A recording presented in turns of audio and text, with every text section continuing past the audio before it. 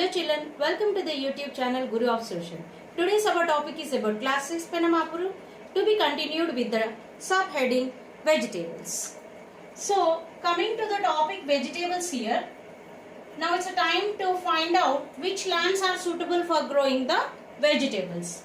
In Penamakuru village, when we consider uplands, yes, these upland regions are actually in what nature they are?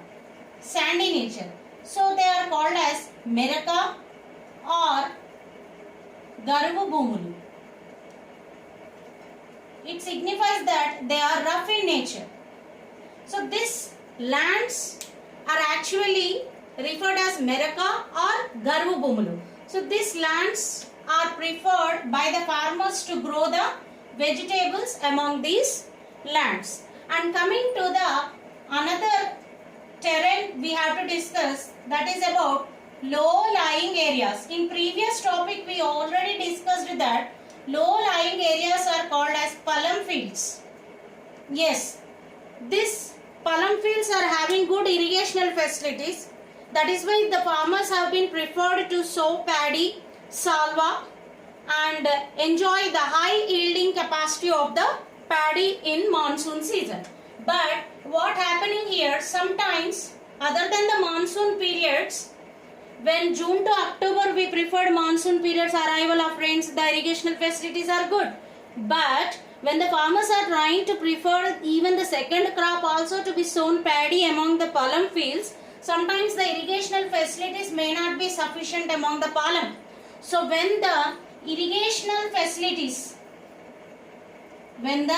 irrigational or water supply to the fields are not sufficient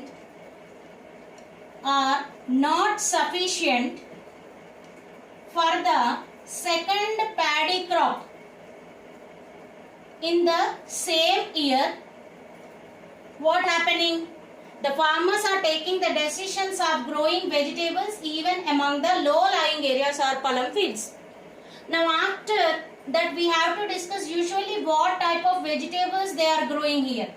The farmers are preferring to grow the vegetables like brinjal, ivy gourd, rich gourd, cabbage, lady's finger, etc. So after growing these crops, what the farmers are doing?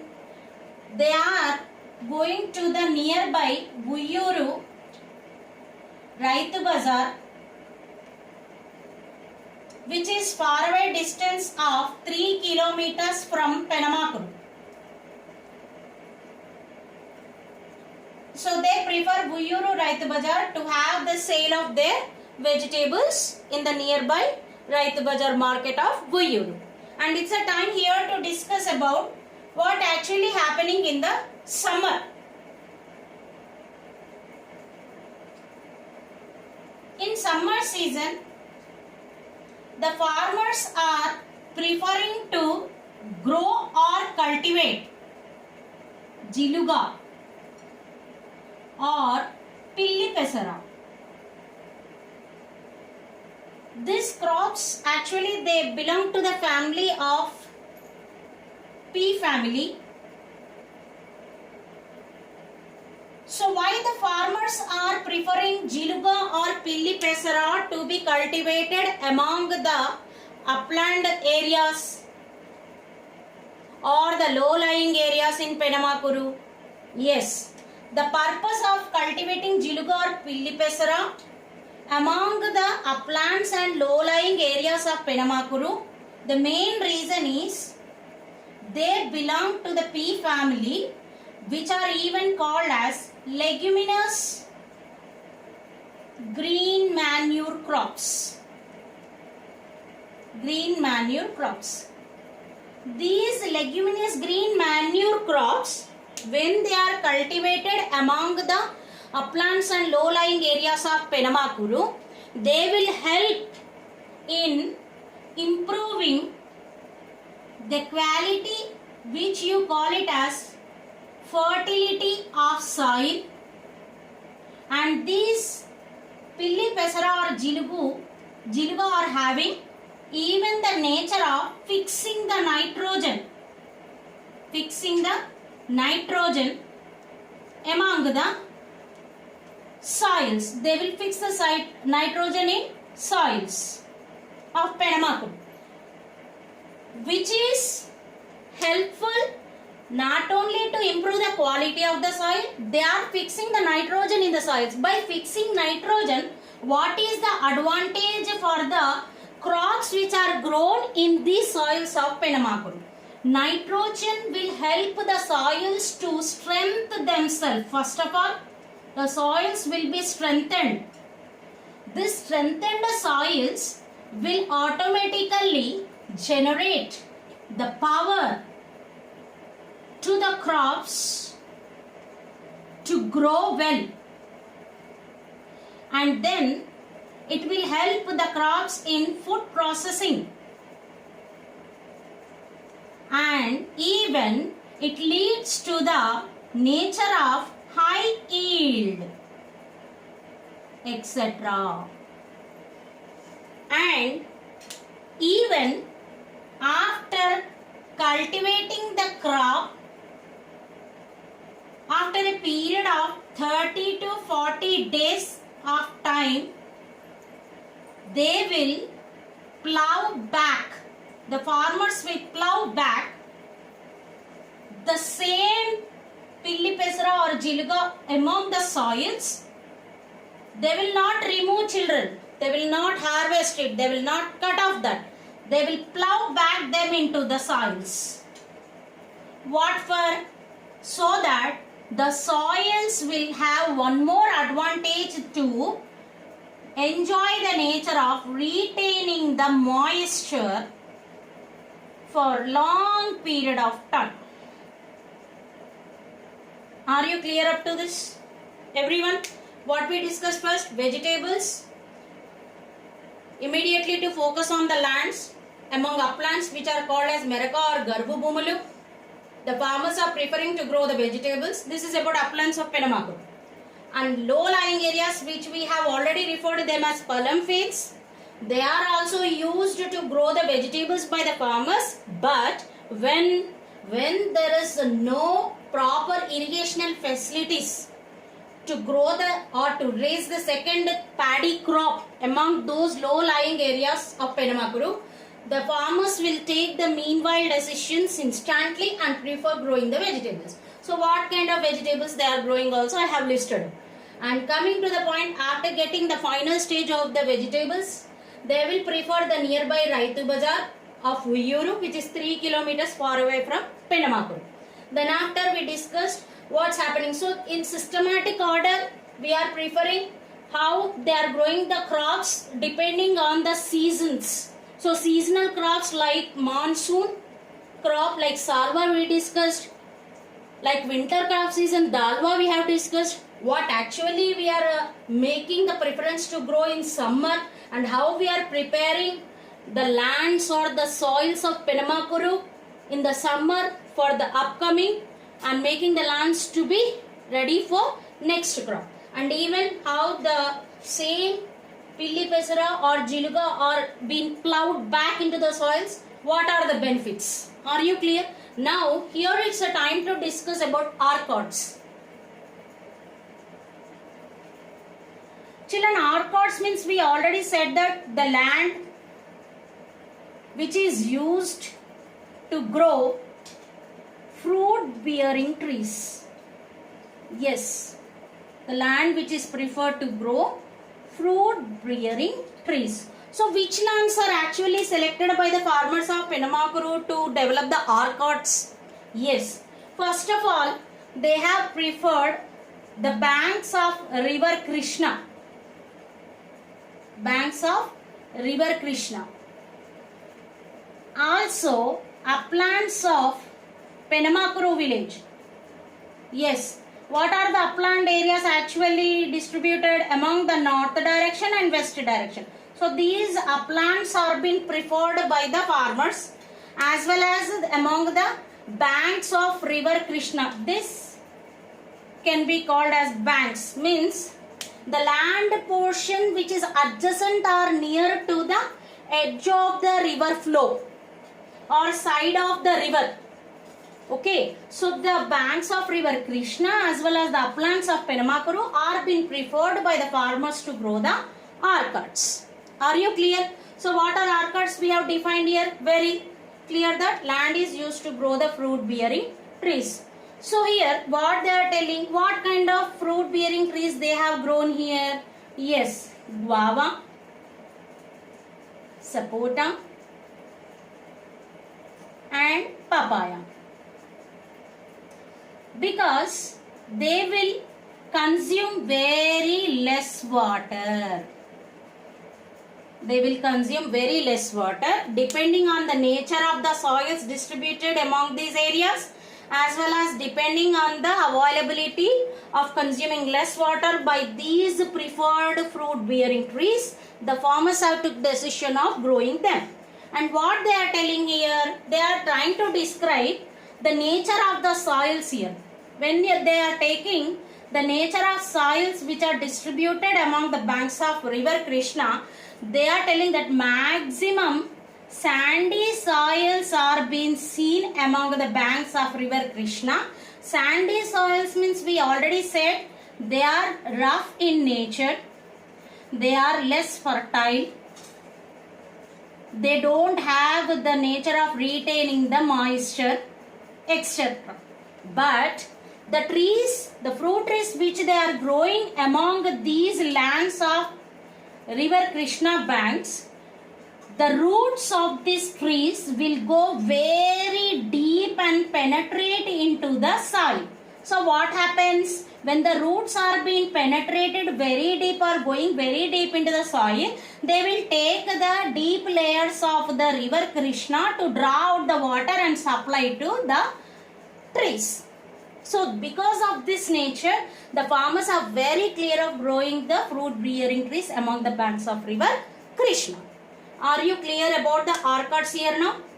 Vegetables are completed, orchards are completed. That's the reason they have preferred these lands. And upland regions you know very well. Though the water is, irrigational facilities are less, they have preferred going with the option of digging borewells, which are falling with a very just minimum depth of 15-25 feet of water table is existed. So the ground waters are being utilized to grow the orchards among the uplands of Penamakuru. Though the sandy soils are preferred, we have discussed very clearly what is the benefit. Okay, it is about river Krishna banks and it is about the uplands of Penamakuru. Now it's a time here to discuss about what? Yes, irrigation, market and changing. So what they are telling actually here, depending on this topic, what changes are taken place in the Penamakuru depending on the irrigational facilities and how the markets have been developed. Depending on the irrigational facilities, there is no doubt that plenty of water is available naturally and with the man-made projects. So coming to the irrigational facilities, when the farmers have observed that there is a plenty availability of water, they have changed the decision of transforming them of growing the fruit grain crops to the cash crops or commercial crops. So food grain crops we already defined them as domestic also, and commercial crops are nothing but the cash crops. So what decision is actually changed here? The decision of the farmers are transformed from growing food grain crops to the commercial crops. And one more facility were also available here. They were getting loans available. The loans were available for them to get or buy the inputs. Yes. What are the inputs we are expecting actually for growing any crop among the fields for the farmers? Yes. Seeds, fertilizers, pesticides, etc. So these inputs were actually made available to be purchased by the farmers, as the loans were also easily available to them. So because of this, automatically what happened, the markets were made profitable for the farmers to earn more and more profit. And now it's a time here to discuss about ownership and tenancy. Ownership and tenancy. This is about the information regarding the farmers' holding of land capacity, children. So depending on the land holding capacity by the people in Penamakuru, we are going to consider which proportion of people are coming under ownership and which proportion of people are coming under tenancy. Ownership means what? The farmers who are holding high capacity of lands, they are the owners of their lands. Okay, and the farmers who are not having any land holding capacity, if they are having zero land holding capacity, they come under tenancy category. What do you mean by tenancy here?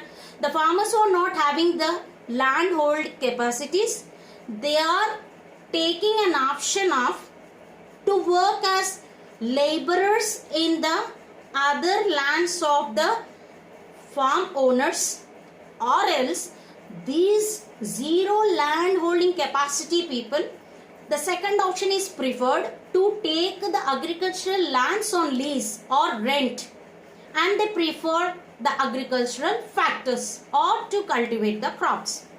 Now it's a time to discuss.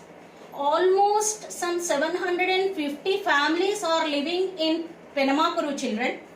Out of these 750 families, 10 families, they are holding 10 acres or above of land. So these people are also coming under ownership category. And merely 150 families, they are holding less than 5 acres of land. They also come under the ownership.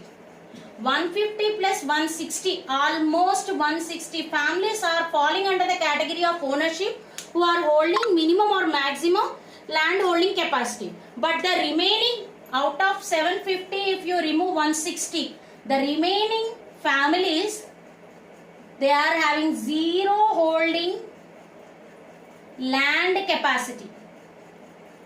So these people fall under tenancy, means this remaining proportion of the people of nearly some 150, if you are going to describe, for some 590 families are falling under tenancy category.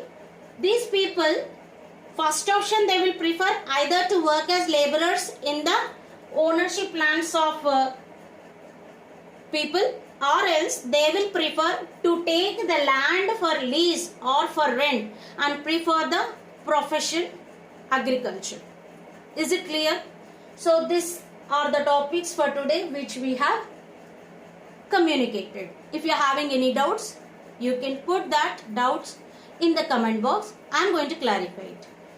Please don't forget to like, share and subscribe my channel to acquire more knowledge. Thank you, children.